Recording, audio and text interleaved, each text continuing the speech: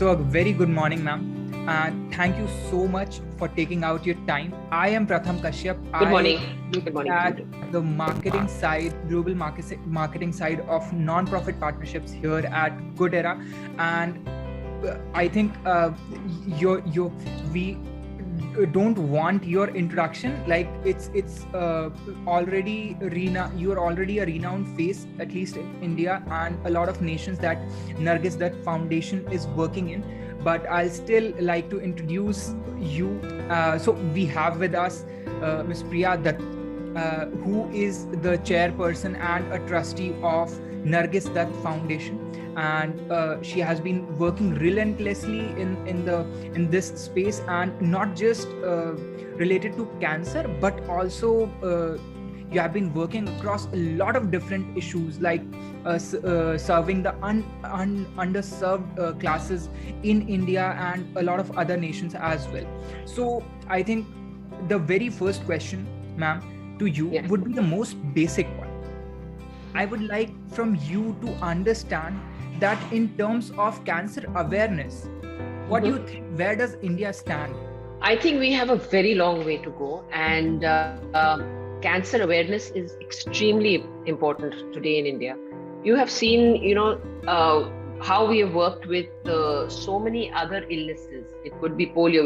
We managed to eradicate polio. Nobody knew anything about polio. A campaign for TB is on right now. The same way, I think creating an awareness about cancer is very, very important. Now, there are many factors relating to that. Cancer as a disease is, I think, the greatest fear in anyone when the word cancer comes in is related to death. That is a myth that should be taken out from the minds of the people, because today we are so advanced in our medical facilities, technology, and everything. India has really come forth in medicine today, as it wasn't like this 30-40 years ago. But today things have changed. There are new treatments, there are new kinds of chemotherapies. So therefore that fear needs to be removed from people. That is the reason early detection campaigns, telling people that they must go for regular checkups. They must do self-breast examination. Men should go for regular checkups for prostate or for lungs or for, various other kinds of cancers. There shouldn't be any fear related to that. We go for our health checkups every year anyways. This must be incorporated as part of that health check. The second thing is the expense of the treatment of cancer. That really drains you, or that is another big fear. कि कल को मैं doctor के पास चला जाऊं और बोलते cancer है, how will I manage it? Where is the money for it? So therefore we also need to ensure that cancer treatment comes with some sort of help. It could be insurance for the poor. It could be so many other things of reduction of life-saving medicines. And so, of course, the government also has to come in that front. Today, immunotherapy is very big, but it's unaffordable for the common man. And we still focus on chemotherapy, but sometimes chemotherapy may not work for a patient, but immunotherapy may work very well for a patient. But we are unable to offer that because it is unaffordable. Bone marrow transplant is extremely expensive, but that is again life-saving. So there are many factors. Therefore, awareness is extremely important, to reach out to the poorest of the poor, and as well as every level of society. Because believe me, when we work with patients, even in very big families, in rich families, middle-class families, upper middle-class families, they are still lost when someone in their family has cancer. So that in itself tells you that there is no awareness. People still don't know or understand how to deal with this disease. I totally agree with you on this, ma'am. And I think there has been a taboo created around this disease and in our society, due to which people are reluctant to do like you said, self-examination and early detection and routine checkups. I think the second thing that you mentioned could be saved with the first thing that you mentioned. Like, if we are aware about what are the things that are going on inside our body, if we are aware about ourselves, our own body that we have, I think we will be able to like predict the criticality and save ourselves from that criticality that we fear from. So I think that's a great point that you made. And here I'm even more intrigued after what you actually said. I'm even more intrigued about how does Nargis Dutt Foundation work towards this cause? What are the different initiatives? What have been the achievements so far? And like, how does it work? So I'll have to give you a little brief history actually, because, Nargis Dutt Foundation began in 1981. And that was right after my mom passed away with cancer, and I think that dawned on my father and also her while she was sick, saying that we have been privileged that you could get me to the United States for treatment, because I was ill, but what about the millions of people in India who don't have access to any sort of medical facilities? Half at that time, half of the people didn't even know what cancer was. And I think that is where the idea began from, that how can we bring cancer care to India so that people don't have to, people who can't afford it would just die, not even knowing what the treatment is. So that's how it began. And it was actually the Indian community in the United States, which along with my father set up the first chapter of the Nargis Dutt Foundation in the US, New York. And they started raising funds. And the funds that were raised for equipping rural hospitals in India with cancer care and cancer treatment equipment. We worked very closely with Tata Memorial Hospital as well. And it was through the fundraising and the foundation that the ICU unit, the first ICU, which was built in Tata Memorial, was done through the Nargis Dutt Foundation. And like that, we equipped nearly more than 100 rural hospitals with cancer care equipment. There is one hospital in Barshi today has, became like the #1 rural hospital for rural research in cancer. First bone marrow transplant was done through Nargis Dutt Foundation in India. So that is how the whole process began of what we can do for cancer care in India. And it was a very transparent thing because money never came to India. The money would go directly to Siemens, whom we had partnered with for equipment.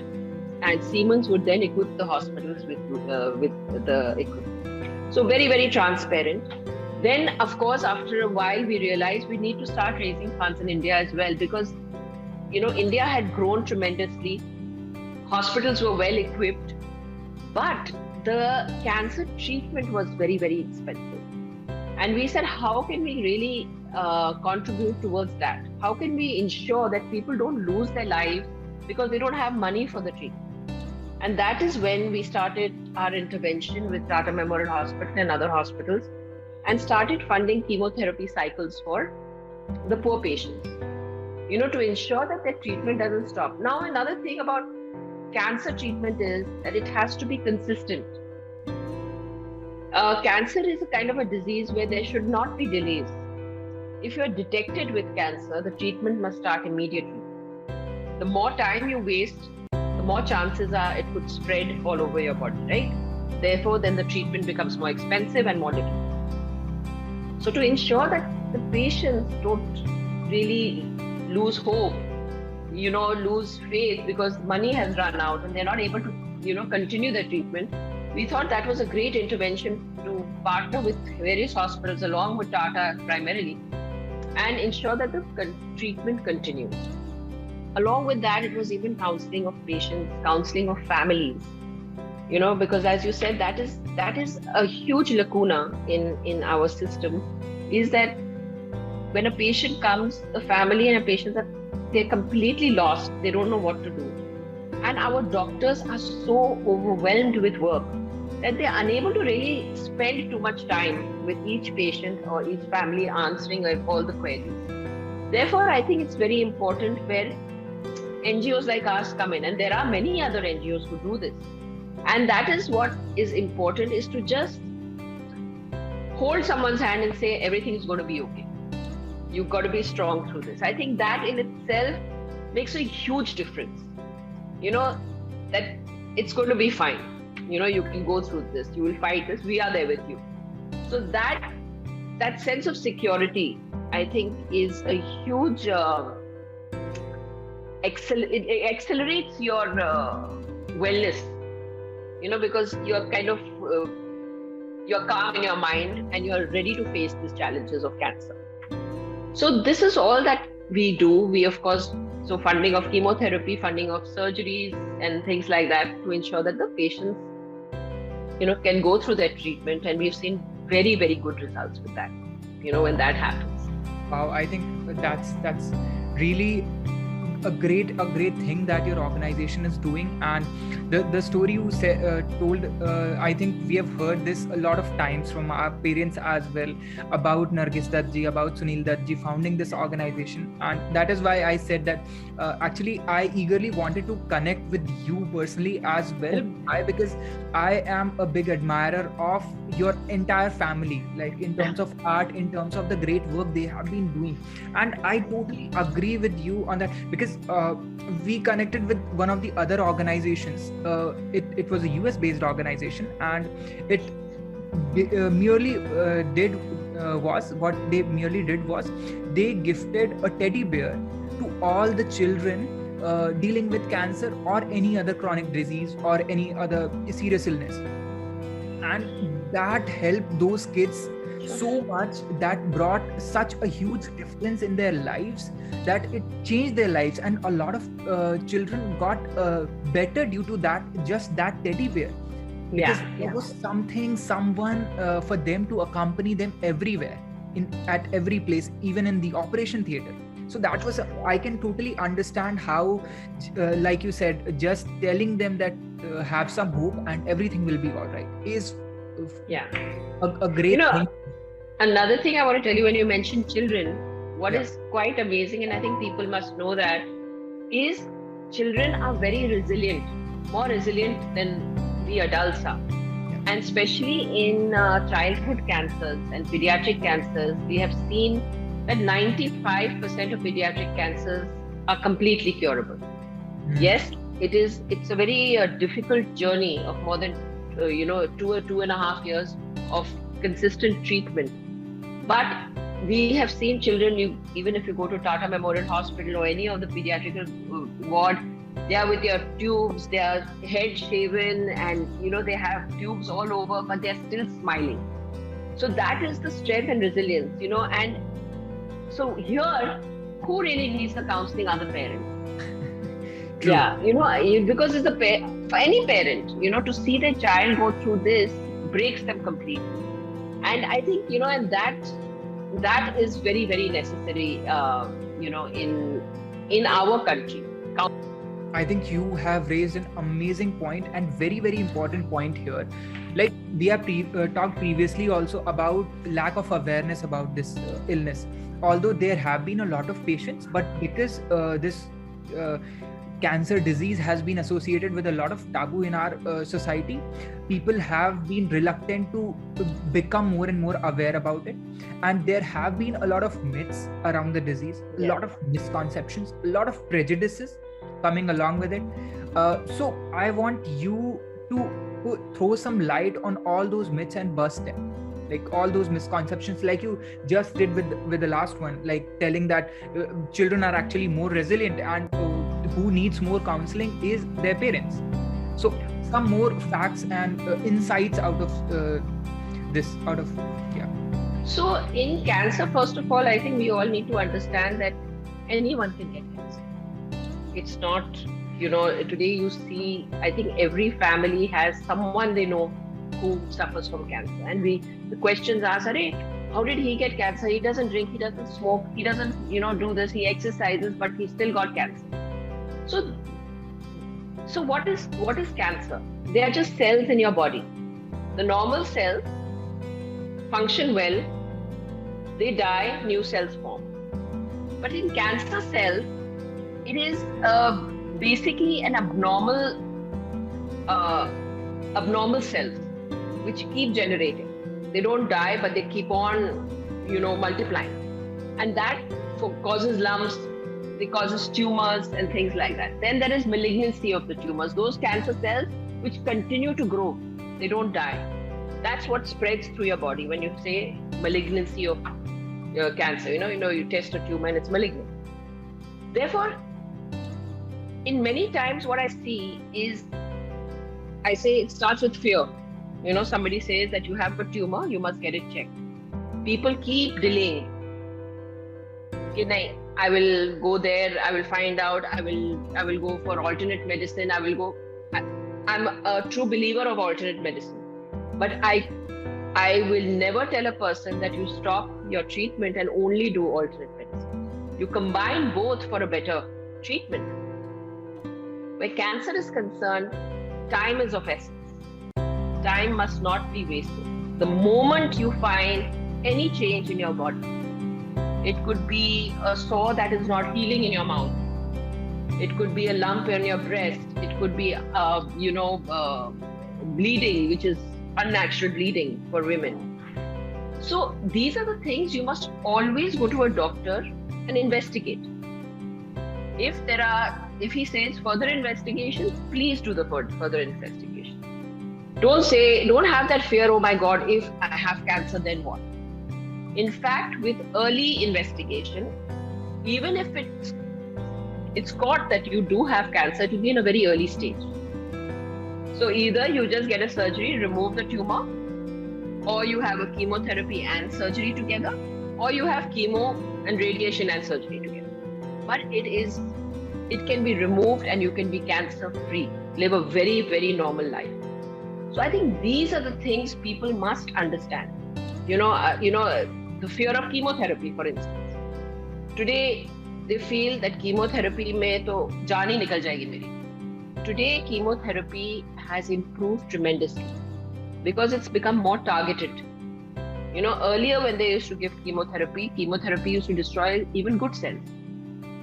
Today, the chemotherapy is more targeted therapy. Therefore, yes, there will always be few side effects. It could be nausea, vomiting, sometimes loss of hair, sometimes no loss of hair also. So all these things have to be taken into consideration. But this is a small price to pay than your life, right? So even the side effects are not as bad as they used to. So that fear, like I said, that fear has to be busted from people's heads. That cancer is death. Cancer is not death anymore. Cancer can be curable, especially if detected early. So getting yourself checked regularly is very, very important. And I think the other myths of cancer could be, it is, many people say what causes cancer. Now there is not any particular thing like you could say that, ये खाने से cancer हो जाएगा, वो खाने से cancer हो जाएगा. I think it is our lifestyle which has changed tremendously. The food that we eat is not as pure as our parents ate or our grandparents ate. Everything has something which is not good for our body. So I think all these factors contribute to what is happening in our systems. Today people are getting so much more aware, and are looking at new diets and they're looking at new naturopathy. I think that's great, to live, to change a lifestyle, basically, live a healthier lifestyle, get exercise in place, get everything in place.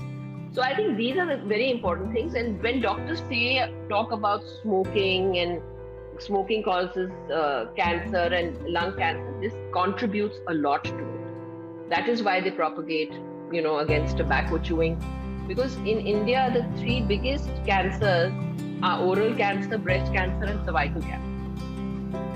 Yeah, those are the biggest cancers in India today. And we very well know why, because you go into the rural India and everybody's chewing tobacco.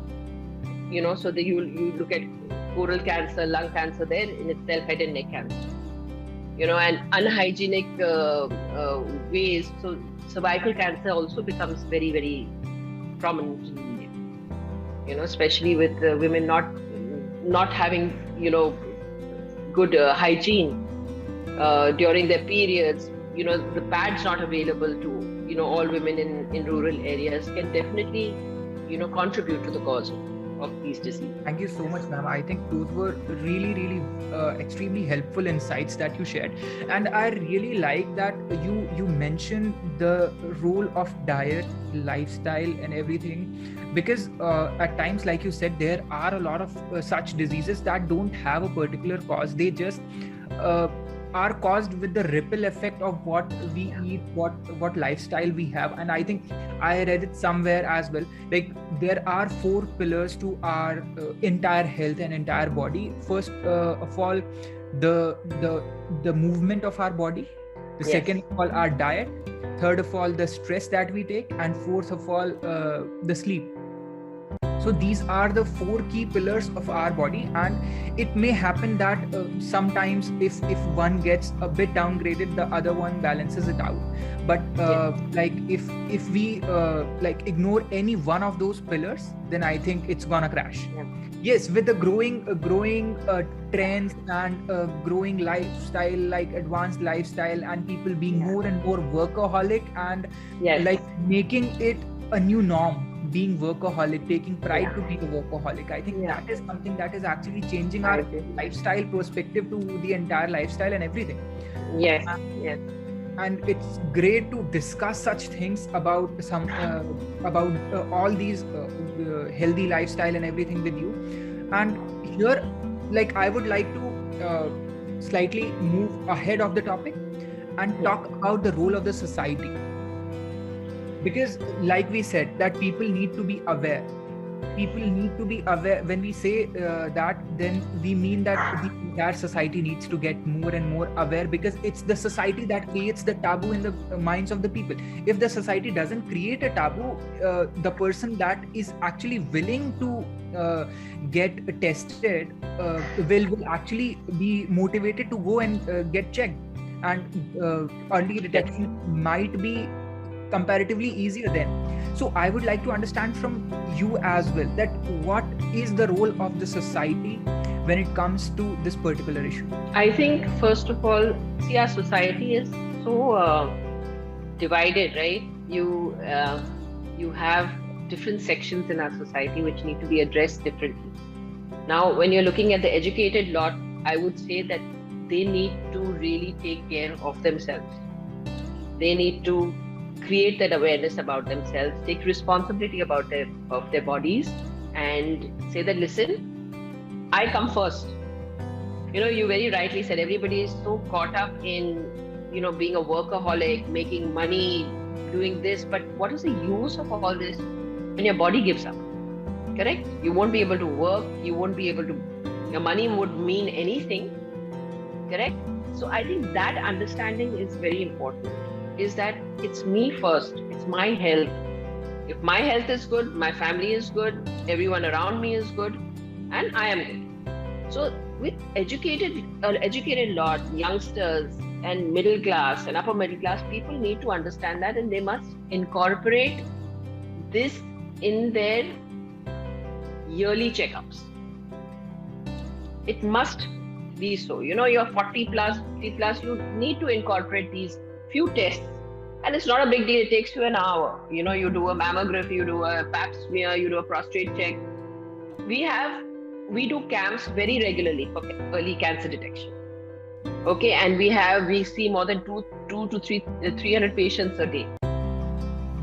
Yeah, and where all the testing and everything is done. So it's not difficult. Now, when we look at addressing people in rural areas, or people who are less privileged, we reach out to them to create that awareness. We get out there, like we do it through our camps, our medical camps. We encourage people to come to the camps for a checkup. Otherwise, they won't go anywhere else. So we go to them. Yeah. So that's how we detect early cases. Once those cases are detected in these camps, we ensure that they go through their treatment and handhold them through the treatment. So, that really helps in spreading the word also through the camps. It reaches out to a larger population. And basically, you're also looking at short films or short interviews, like what you're doing with me today. This again will be, creating awareness amongst people. So these are the little things which are not very too much to do, and can be really done in our society. Totally agree. I think this is the entire motive of our campaign as well. We wanted to create more and more value for our non-profit partners that we have, because such initiatives, such campaigns bring out the impact of all those non-profits who are doing an amazing job. And since being non-profits, they don't have a full-fledged, like a lot of non-profits who have recently established, they don't have the budgets to do a promotion and do share their word out in the society, telling about how good their work is, and people can actually reach out to them. So I think it's just a platform for all the genuine work that non-profit. No, it's wonderful that what you're doing, Pratham, and I believe it or not, but though we are 40 years old, we have we've really never had a budget for promoting our foundation or creating things like this, because 90% of whatever money comes in is spent for the project.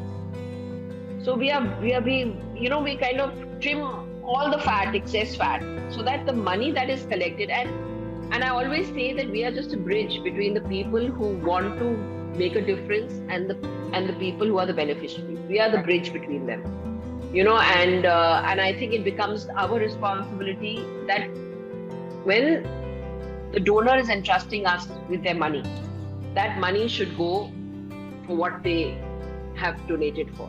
So I think that is very, very important, and that's how we have functioned for the last 40 years and reached out to and created a huge impact.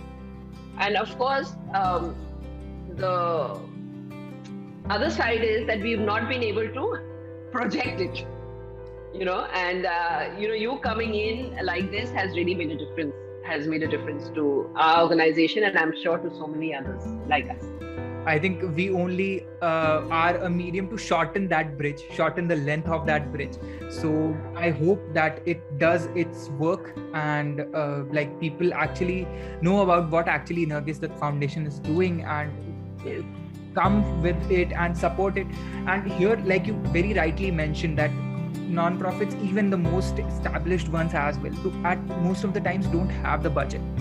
So I have talked about this with a lot of non-profits. In fact, every one of the non-profits that I've talked about this, all of them unanimously say that the biggest stakeholder in a non-profit organization is its volunteers.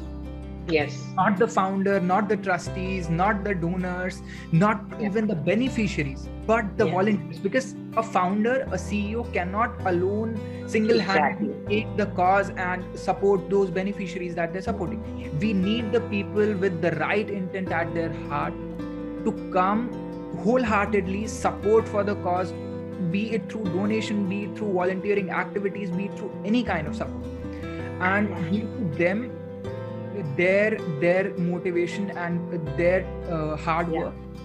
The non-profits grow and help all those people who are in need.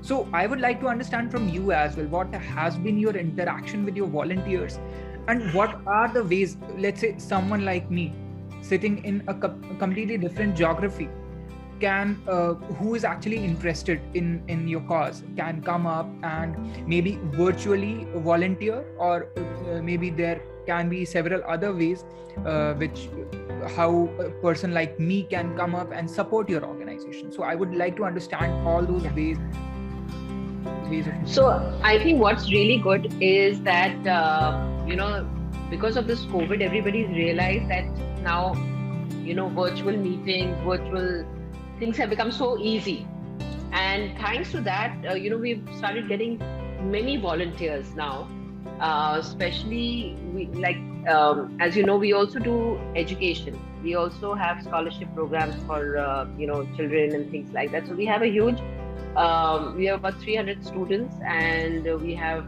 students who are in higher education as well. And a company now is doing volunteering to mentor each student. So that becomes really amazing, because these are the students who are at a point in their lives who need direction and guidance.